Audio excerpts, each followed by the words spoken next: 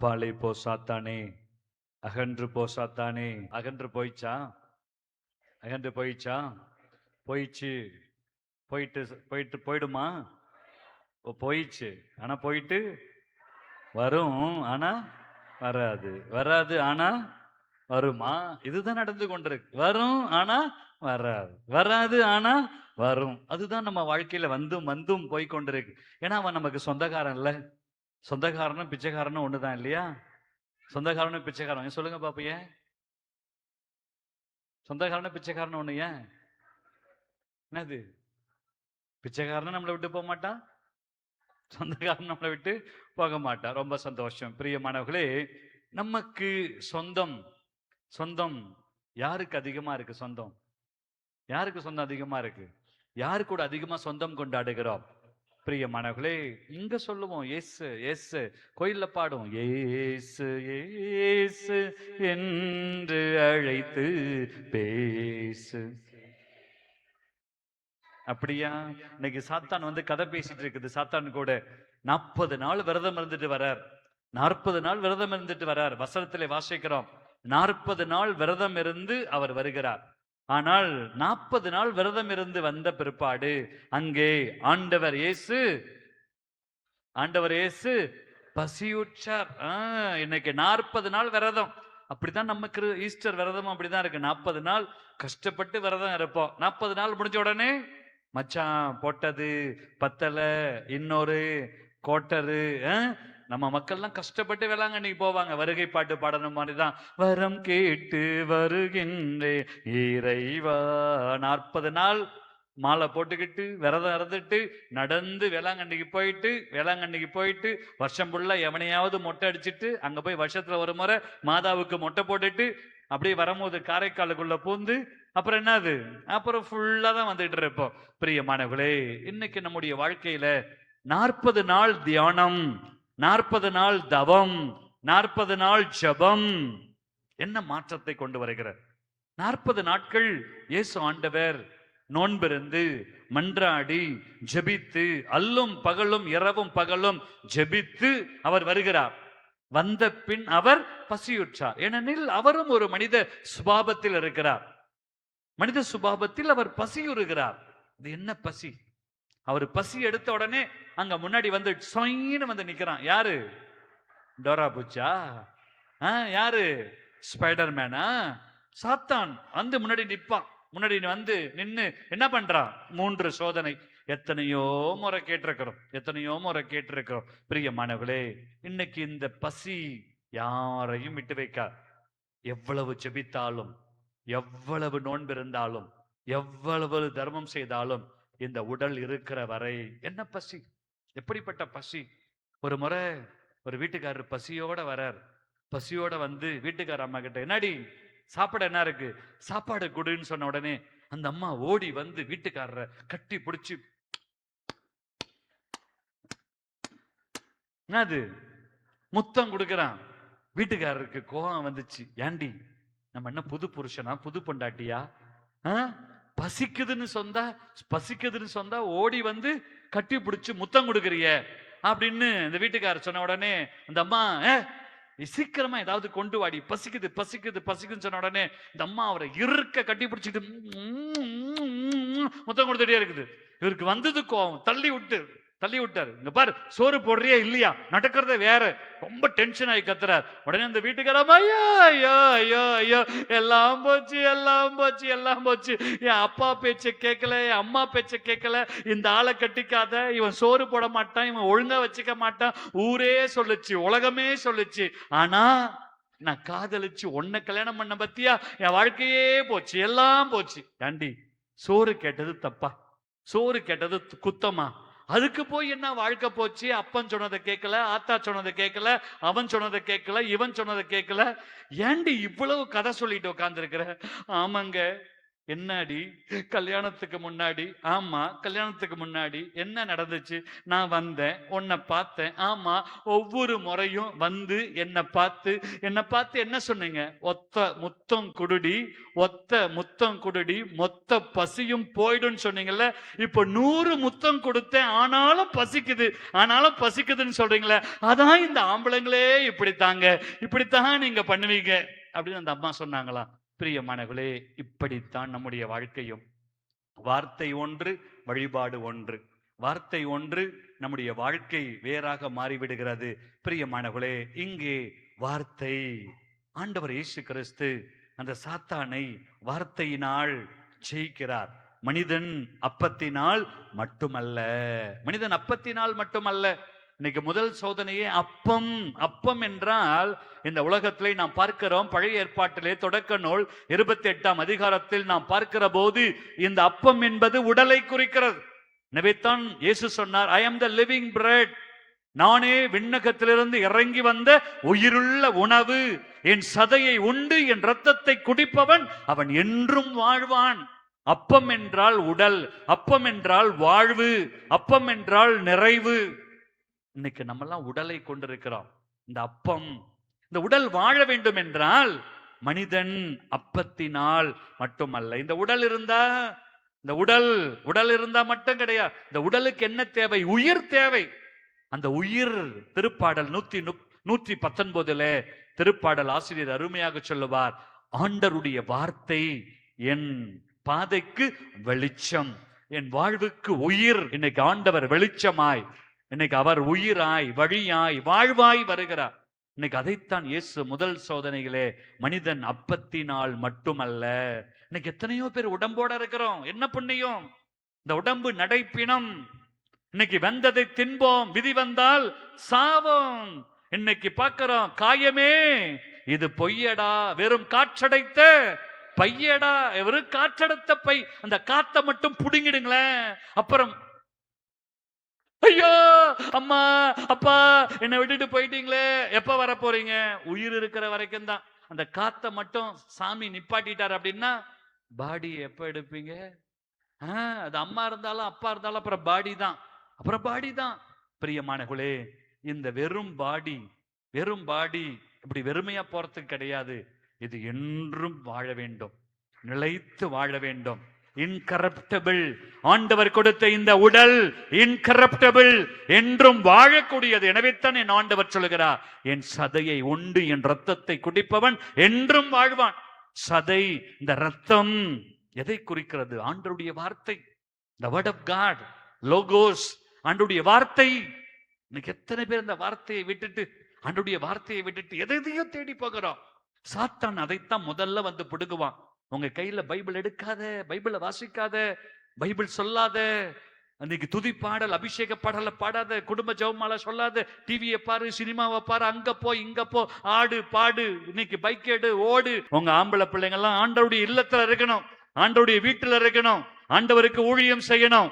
அப்படி இருக்கிற பிள்ளைங்க வழி மாறி போக மாட்டான். அப்படியே போனாலும் மீண்டும் வருவார்கள். ஊதாரி பிள்ளைகளை போல வந்து அவர்கள் மகிமையோடு மாட்சிமையோடு உங்க வாழ்க்கையில எண்ணற்ற ஆசையை, எப்படி ஆண்டவர் அந்த ஊதாரி பிள்ளைய தேடி போய் வந்து உடுத்தி அவனை கொண்டாடினாரோ அப்படி நம்ம பிள்ளைங்க மீண்டும் வருவார்கள். இன்னைக்கு பிரியமானவர்களே, இப்படிப்பட்ட பிள்ளைகள் தான் நமக்கு தேவை. கோயிலுக்கு வந்தா நம்ம பிள்ளைங்க உடனே புனிதர்கள் என்று நினைத்துக் கொள்ளாதீர்கள். பிள்ளைங்கன்னா இன்னைக்கு அவர்களை பண்படுத்த வேண்டும். இந்த வாலிப வயதுல பல சோதனைகள் வரும். ஆனாலும் இந்த பிள்ளைகள் இப்படி ஆண்டவருடைய ஊழியத்தை செய்கிற போது இந்த பிள்ளைகள் உடல் அளவிலே மனதளவிலே வீணாய் போக மாட்டார்கள். ஒரு நாள் ஆண்டவர் நிச்சயமாய் அவர்களை பிடித்து இழுத்து வருவார். அந்த பிள்ளைங்க அப்பா வீட்டுல வந்து நிப்பாங்க. அப்போது அந்த பிள்ளைகள், அப்பா வீட்டுல எப்போதும் சந்தோஷமே, ஆடலும் பாடலும் இங்குதானே. இந்த பிள்ளைங்க எல்லாம் வந்து நிப்பாங்க. பிரியமானவர்களே, இன்னைக்கு இப்படிப்பட்ட பிள்ளைகள் தான் நமக்கு தேவை. இப்படிப்பட்ட பிள்ளைகள் இருக்கிற போது இந்த சமூகத்துல நிச்சயமாய் ஆண்டவருடைய பணி நடந்து கொண்டே தான் இருக்கும். எனவே தான் ஆண்டவர் சொல்லுகிறார், இதோ இந்த சாத்தான் வந்து சோதிக்கிறான். முதல் சோதனை உடல் சோதனை.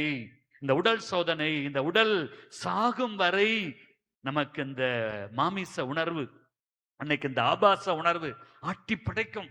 ஆம்பளையா இருக்கட்டும் பொம்பளையா இருக்கட்டும், எல்லாருக்கும் அந்த ஆபாச உணர்வு வரும், அந்த உடல் இச்சை வரும். சாத்தான் முதல்ல அதைத்தான் கொண்டுட்டு வரான்.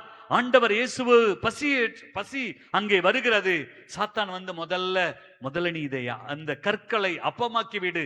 பிரியமானவர்களே, அதனாலதான் நம்ம இன்னைக்கு பாடுறோம், கல்லான இதயத்தை எடுத்து வீடு, என்னை கனி உள்ள நெஞ்சுடனே வாழவி. எத்தனை முறை பாடி இருக்கிறோம். ஆனா எங்க இருக்குது இன்னைக்கு? இந்த உடலை கல்லாக்கி விட்டோம். உடல் கல்லாக இருக்கிறது, மனம் கல்லாக இருக்கிறது. இன்னைக்கு ஆண்டவருடைய வார்த்தை உடம்புக்குள்ள போய் உடம்ப உடைக்கணும். இந்த உடம்புக்குள்ள ஆண்டவருடைய வார்த்தை அங்கே செயல்பட வேண்டும். எனவே தான் ஆண்டவருடைய வார்த்தையை சொல்லி உடலை பரிசுத்தமாக்குகிறார். முதல் சோதனை இந்த உடலுக்கு எதிரான சோதனை, உன்னுடைய உடலுக்கு எதிரான சோதனை. அந்த உடலுக்கு எதிரான சோதனைகள் நீ ஜெயிக்கணும் அப்படின்னா ஆண்டவருடைய வார்த்தை. உன்னை கல்லாக்கி கொள்ளாது, ஆண்டவருடைய வார்த்தைக்குள் வா. ஆண்டவருடைய வார்த்தையினால் நீ இந்த உடலுக்கான சோதனையை நீ ஜெயிக்க முடியும். ஒண்ணு. ரெண்டாவது சோதனை, ரெண்டாவது பசி அல்லது சோதனை. ரெண்டாவது சோதனை என்னது? உலகத்தெல்லாம் சுத்தி காட்டுது. நம்ம பிள்ளைங்கள்லாம் இப்பெல்லாம் படிச்ச உடனே ஃபாரின் போனோம், உலகத்தையே சுத்தணும். இன்னைக்கெல்லாம் பாத்தீங்கன்னா அவ்வளவு லைக்ஸ், அவ்வளவு கமெண்ட்ஸ் வரணும். நம்ம பிள்ளைங்கள்லாம் இப்பெல்லாம் சும்மா கிடையாது, அப்படியே எல்லாம் ஹைஃபை. இன்னைக்கெல்லாம் உலகத்தையே சுத்தணும்னு ஆசைப்படுறான். இன்னைக்கெல்லாம் பாத்தீங்கன்னா இன்னைக்கு இந்த உலக பிரகாரமான ஒரு வாழ்க்கை. ரெண்டாவது நான் பார்க்கிறோம், ரெண்டாவது சோதனையில சாத்தான் ஏதோ உலகத்தை எல்லாம் சுற்றி கொண்டு வந்து அங்கே ரெண்டாவது சோதனையை கொடுக்கிறான். அப்போது ஏசு ஆண்டவர் இன்னைக்கு வந்து பாத்தீங்கன்னா சோதனை எப்படி வரும் தெரியுமா? உங்களை சுத்தி இருக்கிறவங்களை வச்சுதான் சோதனை வரும். இன்னைக்கு சுத்தி வந்தீக சொட்டு விரலால் நம்ம பசங்கெல்லாம் ஒரு மணி அடித்தால், கோயில் மணி எல்லாம் நீ காதல விழாது. கோயில் மணி எல்லாம் இல்ல இப்போ, அது வேற மணி, செல்போன் ரிங்கு. மாமா எல்லாம் மாமா. இப்பெல்லாம் போன் எடுத்தாலே நம்ம பசங்க காலேஜுக்கு வரும்போது ஏ மாமா, ஏ மச்சி இப்படிதான் பேசிக்கிறான்.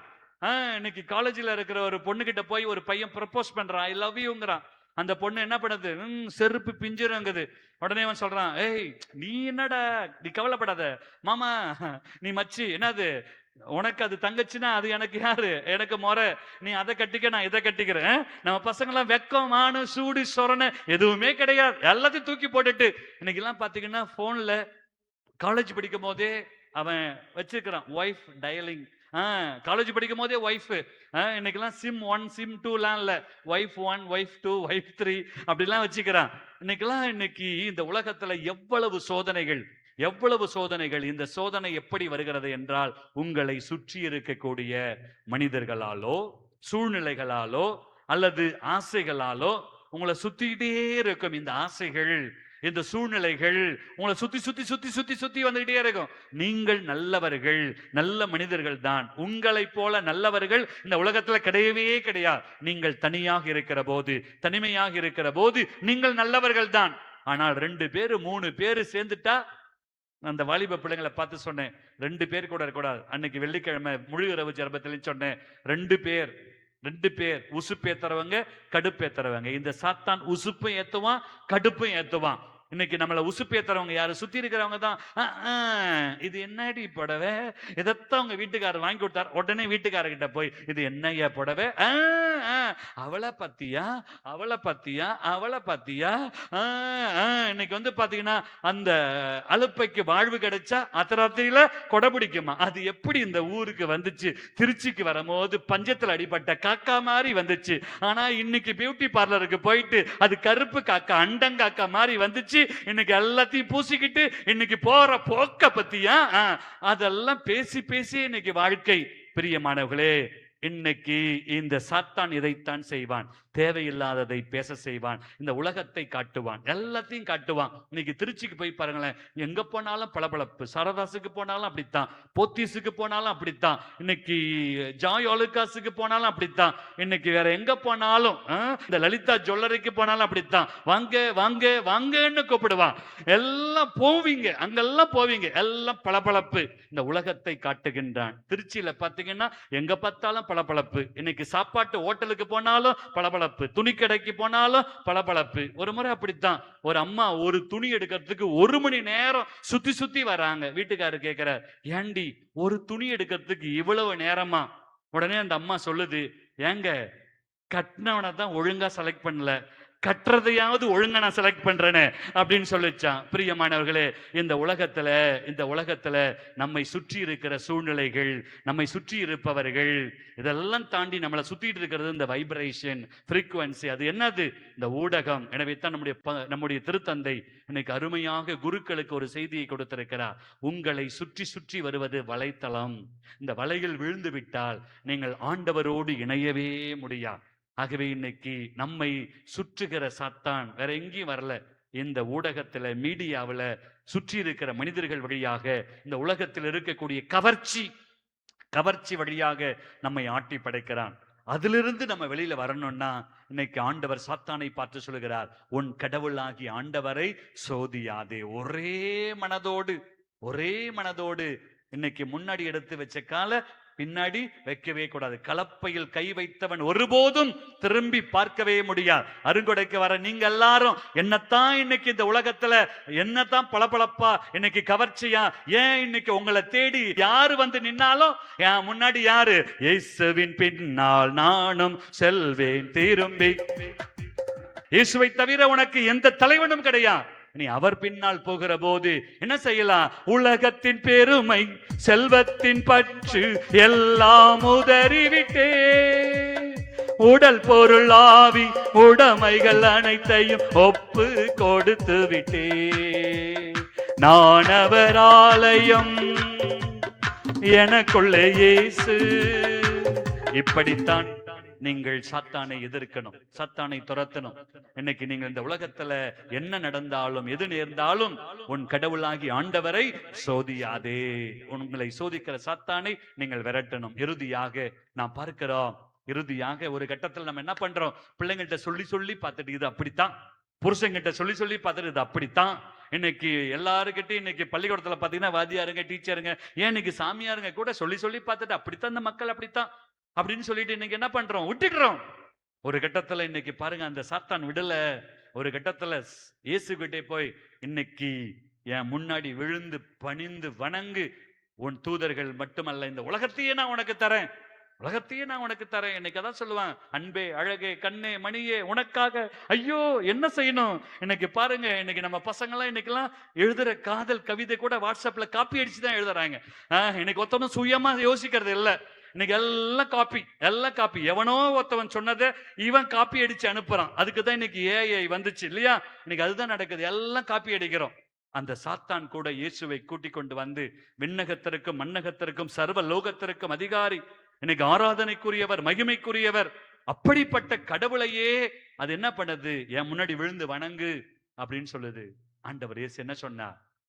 நீ உன் கடவுளாகி ஆண்டவரை மட்டும்தான் வணங்கணும். ரோமியருக்கு எழுதிய திருமுகத்துல 5ஆம் அதிகாரத்துல நாம் வாசிக்கிறோம் 15வது வசனத்துல, அந்த இயேசு கிறிஸ்து அவரால் மட்டும்தான் விடுதலை. எனவே தான் நாம் பார்க்கிறோம், ஆண்டவரை மட்டும் வணங்கு அப்படின்னு சொன்ன உடனே அதுக்கு மேல வேற வார்த்தையே கிடையாது. பிசாஸ் வேற சக்தியும் இல்லை, ஆற்றலும் இல்லை. அவரை விட்டுட்டு எப்பா முடியாதுன்னு ஓடி போயிடுச்சு. பிரியமானவர்களே, இன்னைக்கு சாத்தான் எந்த ரூபத்தில் வந்தாலும், எந்த மனிதன் வழியாக வந்தாலும், எந்த பொருட்கள் வழியாக வந்தாலும், அவன் திருடனை போல் வந்தாலும், நீங்களும் நானும் இந்த உலகத்திலே சாத்தானுக்கு பசியாகி விடக்கூடாது, சாத்தானுக்கு இரையாகி விடக்கூடாது. இந்த உலகத்தின் பசி, சாத்தான் இந்த உலகத்தின் பசியை தூண்டி இந்த உலகத்திலே உங்களை வஞ்சித்து விடுவான். அதற்குத்தான் காத்து கொண்டிருக்கிறான். ஆகவே இந்த உலகத்துல உங்கள் பசி ஆன்ம பசியாக இருக்க வேண்டும். உங்கள் பசி இறைவார்த்தை பசியாக இருக்க வேண்டும். உங்கள் பசி ஆண்டவரை தேடுகிற பசியாக இருக்க வேண்டும். உங்கள் பசி ஆண்டவரோடு வாழக்கூடிய பசியாக இருக்க வேண்டும். உங்கள் பசி அவருக்காகவே இந்த உயிர் பசியாக மாற வேண்டும். இந்த உயிர் அவருக்காகவே இயங்குகிற போது ஒரு நாள் நீங்கள் அந்த ஆண்டவரோடு இணைந்து, உலகம் எல்லாம் மாயையா உம்மன் ஒன்றே போதுமையா என்று சொல்லி அந்த ஆண்டவரை பார்த்து எப்படி பாடுவீங்க நீங்க எல்லாரும்? ராஜா உன் பிரசன்னம் போதுமையா, எப்போதும் எனக்கு போதுமையா. ராஜா உன் பிரசன்னம் எப்போதும் எனக்கு போதுமையா. கரங்களை உயர்த்தி பிரசன்னம் பிரசன்னம் தேவ பிரசன்னம். ஆகவே இந்த தவக்காலத்தில் மட்டுமல்ல, ஆயுள் முழுவதும், இம்மையில் மட்டுமல்ல, மறுமையிலும் அந்த இறை பிரசனத்தோடு நீங்கள் எந்நாளும் வாழ தொடர்ந்து இந்த பலியிலே சோதிக்கின்ற சாத்தானை நாம் எப்போதும் ஜெயித்து வாழ முழுவதுமாய் அர்ப்பணமாக்குவோம்.